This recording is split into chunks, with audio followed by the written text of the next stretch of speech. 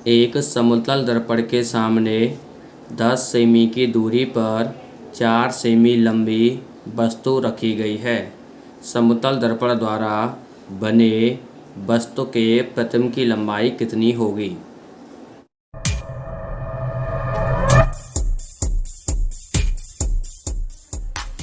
हम जानते हैं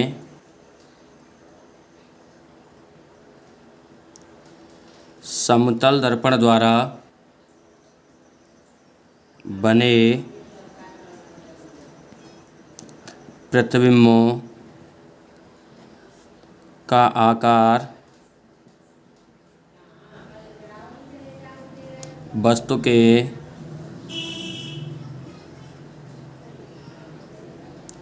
आकार के बराबर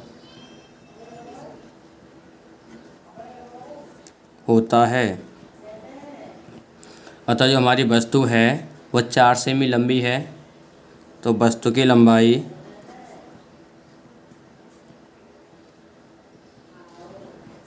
ओ दिया हुआ है 4 सेमी, तो प्रतिबिंब की लंबाई क्या होगी? तो प्रतिबिंब की लंबाई आई इक्वल टू 4 सेमी, क्योंकि ये समतल दर्पण में दोनों आपस में बराबर होती हैं।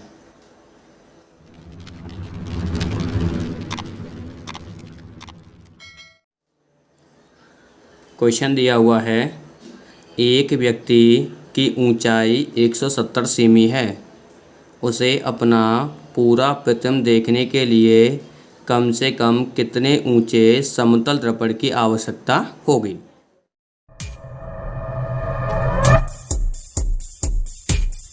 इसको हम हल करते हैं।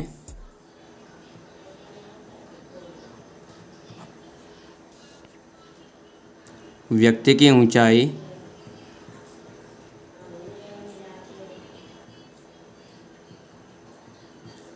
h बराबर 170 सेमी। समतल दर्पण है तो आवश्यक दर्पण की ऊंचाई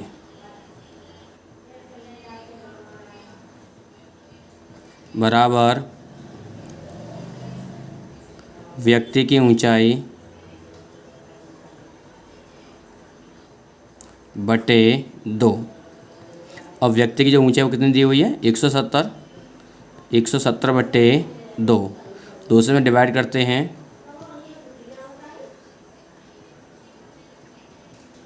85 सेमी।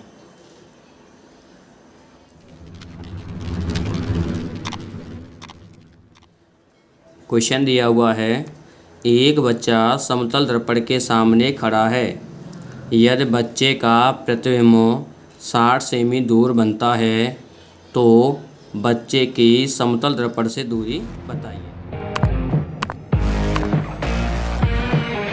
आइए क्वेश्चन को हम चित्र से समझते हैं कि माना हमारे पास यहाँ कोई दर्पण है,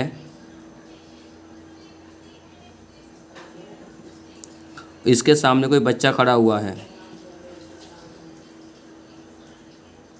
इसका जो प्रतिबिंब है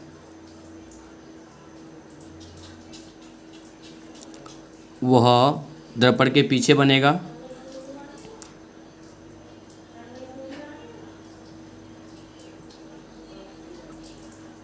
तो यहाँ से उस बच्चे से उस प्रतिबिंब की जो दूरी है वो दी हुई है 60 सेमी।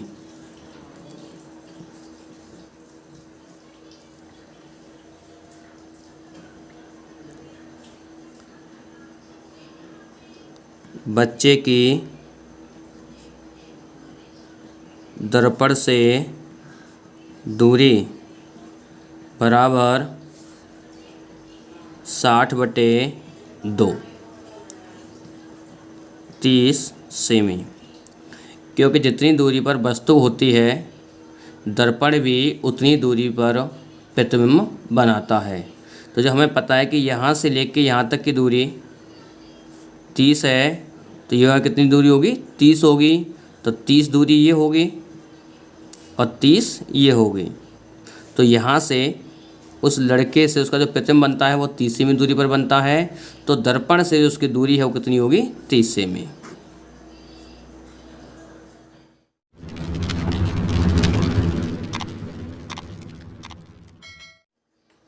एक व्यक्ति समतल दर्पण की ओर 5 मीटर प्रति सेकंड के वेग से आ रहा है।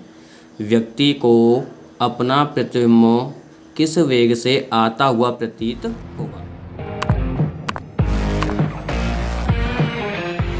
इसको हम हल करते हैं। तो माना ये कोई दर्पण है, समतल दर्पण,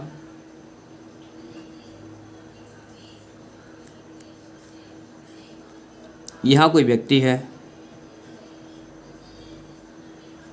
अब ये जो व्यक्ति है वो दर्पण की ओर 5 मीटर प्रति सेकंड की वेग से चल रहा है, तो इसका जो प्रतिबिंब है वह भी इसकी ओर उसी वेग से आएगा, 5 मीटर प्रति सेकंड।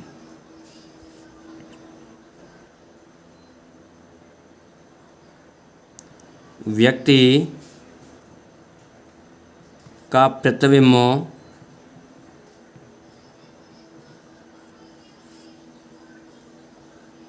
5 इंटू 2 10 मीटर प्रति सेकंड के वेग से आता हुआ प्रतीत होगा।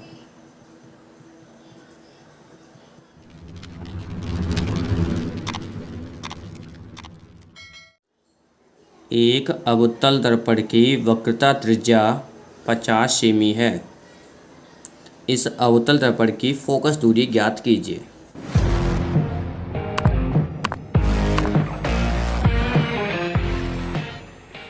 हमारे पास है अवतल दर्पण,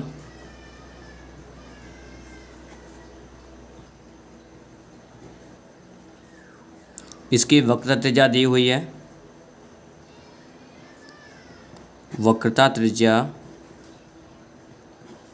कैपिटल R बराबर -50 सेमी, चिन्ह पर पाटी से। फोकस दूरी हमसे पूछ रहा है, फोकस दूरी F क्वेश्चन मार्क। तो इसका हम संबंध जानते हैं, F equal to R/2। F equal to -K50/2, F equal to -K25 semi.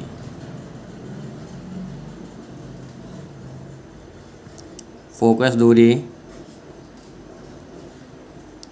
F equal to -K25 semi.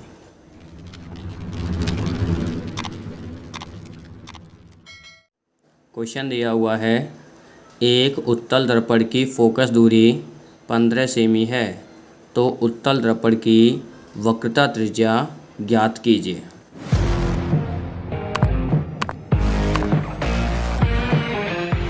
आपके लिए उत्तल दर्पण है,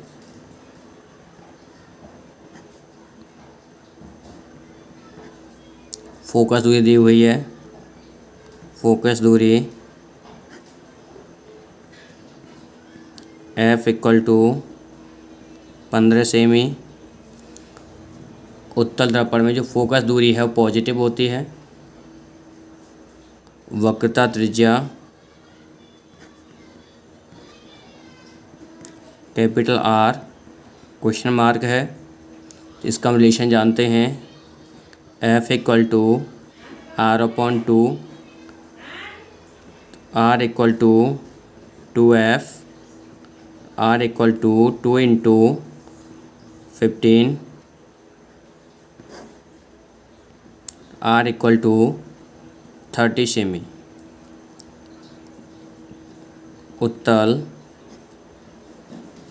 दर्पण की वक्रता त्रिज्या capital R equal to 30 semi.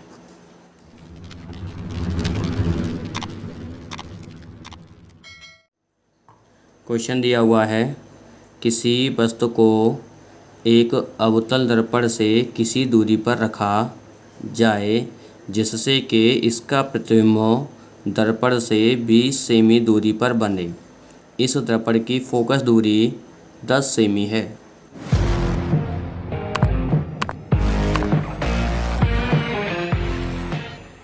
हमारे पास अवतल दर्पण है।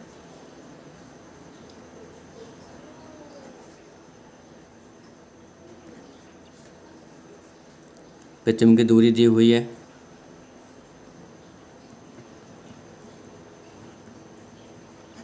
प्रतिबिंब की दूरी v बराबर 20 सेमी। फोकस दूरी दी हुई है। फोकस दूरी f इक्वल टू -10 सेमी। अवतल दर्पण की जो फोकस दूरी है वो नेगेटिव होती है।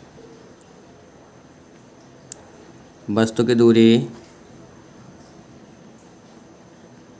u क्वेश्चन मार्क है। जिसकी प्रथम कंडीशन है, प्रथम स्थिति, जब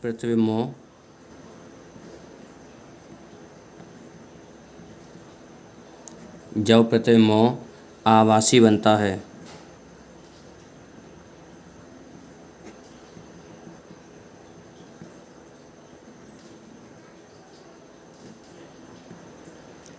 अगर प्रतिबिंब आभासी बनता है तो v का जो मान है वो पॉजिटिव होगा। तो v इक्वल टू 20 सेमी,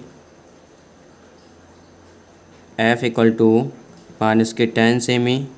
हम दर्पण सूत्र जानते हैं, 1/f equal to 1/v plus के 1/u दिया हुआ है।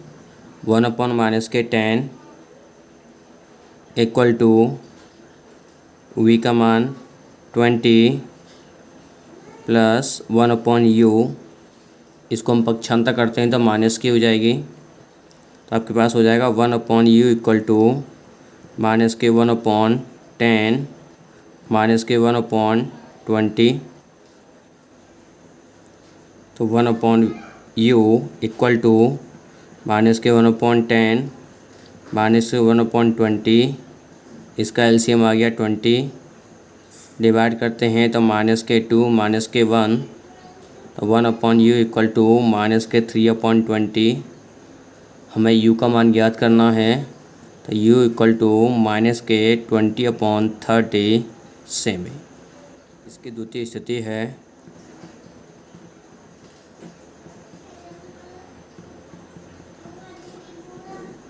जब प्रतिबिंब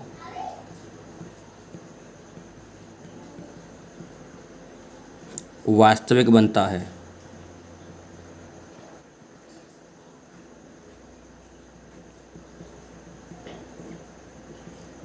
जब प्रतिबिंब वास्तविक है तो जो v का जो मान है वो नेगेटिव होगा।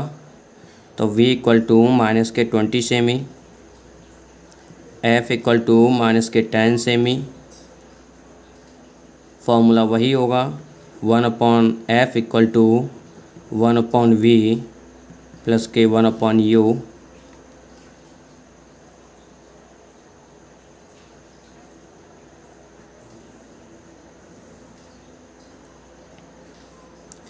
f का मान रखते हैं तो 1/-10 इक्वल टू -1/20 प्लस के 1/u।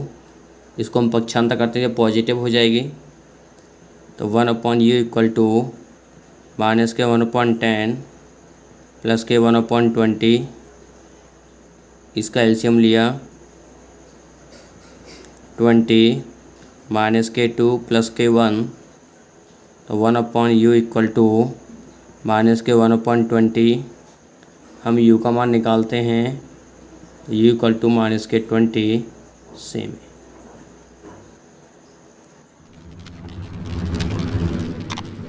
क्वेश्चन दिया हुआ है, एक अवतल दर्पण की मुख्य अक्ष पर ध्रुव से 36 सेमी की दूरी पर स्थित वस्तु का प्रतिबिंब वस्तु के ऊपर ही बनता है।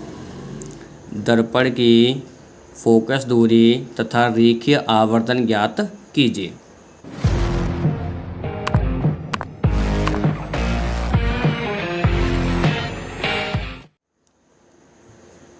अवतल दर्पण है।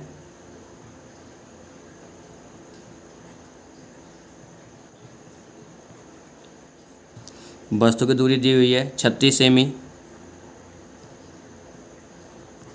वस्तु की दूरी u बराबर -के 36 सेमी। प्रतिबिंब की दूरी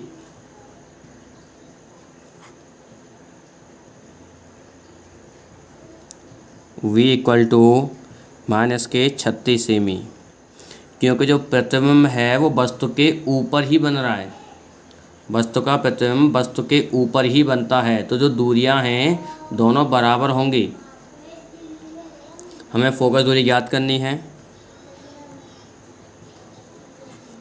फोकस दूरी f equal to question mark, एक में ज्ञात करना रेखीय आवर्धन। रेखीय आवर्धन m equal to question mark. तो दर्पण के सूत्र से 1/f equal to 1/v plus के 1/u। f हमें ज्ञात करनी है, तो 1/f इक्वल टू v का मान दिया हुआ है 1/36, माइनस के होंगे -1/36। दोनों संख्याएं सेम है, जुड़ जाएंगी। तो 1/f इक्वल टू -के 2/36। f के वैल्यू निकालते हैं, तो f इक्वल टू -के 36/2, दूसरे में डिवाइड करते हैं तो 18। तो f इक्वल टू -के 18 सेमी।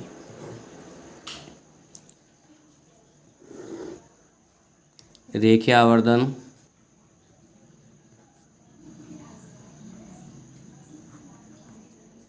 m इक्वल टू -के v/u। तो m इक्वल टू v का जो मान है -के 36 अपॉन u का मान -के 36, माइनस माइनस प्लस 36 से 1 टाइम्स। तो m इक्वल टू -के 1। और रेखीय आवर्धन का कोई मात्रक नहीं होता।